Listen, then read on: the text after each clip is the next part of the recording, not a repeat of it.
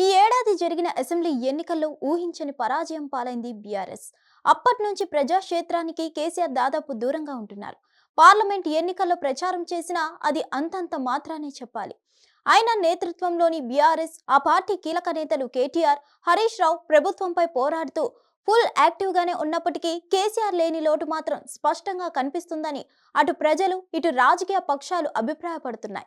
దీంతో రాష్ట్రంలో ప్రభుత్వం మారిన తర్వాత మరోసారి అసెంబ్లీ సమావేశం కాబోతున్న వేళ కేసీఆర్ రాక గురించి విస్తృతంగా చర్చ జరుగుతుంది. ఎన్నికలు ముగిసి ఏడాది కాలం పూర్తవుతుంది. అయినా సరే 1-2 సార్లు మినహా కేసీఆర్ బయటకు రాలేదు. ఆ తర్వాత అసెంబ్లీ బడ్జెట్ సమావేశాల సందర్భంగా పద్దు ప్రవేశపెట్టిన తొలి రోజు సభకు వచ్చిన కేసీఆర్ మీడియా పాయింట్ దగ్గర ప్రభుత్వ తీరు ఎండగట్టి వెళ్ళిపోయారు. ఆ తర్వాత ఎక్కడా బహిరంగ సభలు కానీ, ప్రెస్ మీట్లు కానీ నిర్వహించిన కేసీఆర్ ఈసారైన అసెంబ్లీకి వస్తారా అని సర్వత్రా ఆసక్తి నెలకొంది. అయితే కొత్తగా ఏర్పడిన ప్రభుత్వానికి ఏడాది సమయం ఇవ్వాలని మొదటి నుంచి చెప్పుకొస్తున్న కేసీఆర్ ఆ సమయం గడిచాకే బయటకు వస్తారని చెబుతున్నారు బీఆర్ఎస్ కీలక నేతలు. ప్రజల తరపున ఖచ్చితంగా ప్రభుత్వాన్ని ప్రశ్నిస్తారని చెప్పుకొస్తున్నారు. చెప్పాలంటే డిసెంబర్ 9తో అంటే రేపటితో కాంగ్రెస్ ప్రభుత్వం ఏర్పడి సంవత్సర కాలం పూర్తవుతుంది. ఇప్పటికే కాంగ్రెస్ పార్టీ తమ ఏడాది పరిపాలనపై ప్రతి జిల్లాలోనూ విజయోత్సవ సభలు నిర్వహిస్తుంది.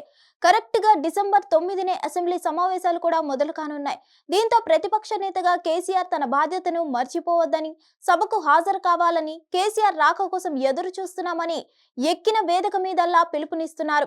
సవాల్ చేస్తున్నారు ముఖ్యమంత్రి రేవంత్ రెడ్డి.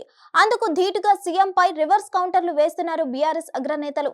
అయితే ఎంత రాజకీయ వేడి రాజుకున్నా కేసీఆర్ బయటికి రాకపోవడం గులాబీ శ్రేణులను కాసింత కలవర పెడుతుందనే చెప్పాలి.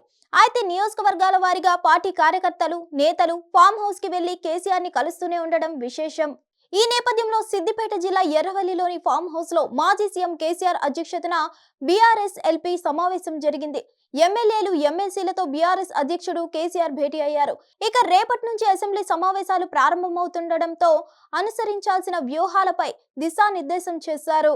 గత ఏడాది కాలంగా కాంగ్రెస్ ప్రభుత్వం అవలంబిస్తున్న ప్రజా వ్యతిరేక విధానాలు, ఆయా వర్గాల ప్రజలు పడుతున్న ఇబ్బందులను అసెంబ్లీలో ఎత్తి చూపేందుకు అనుసరించాల్సిన వ్యూహంపై కేసీఆర్ దిశానిర్దేశం చేశారు.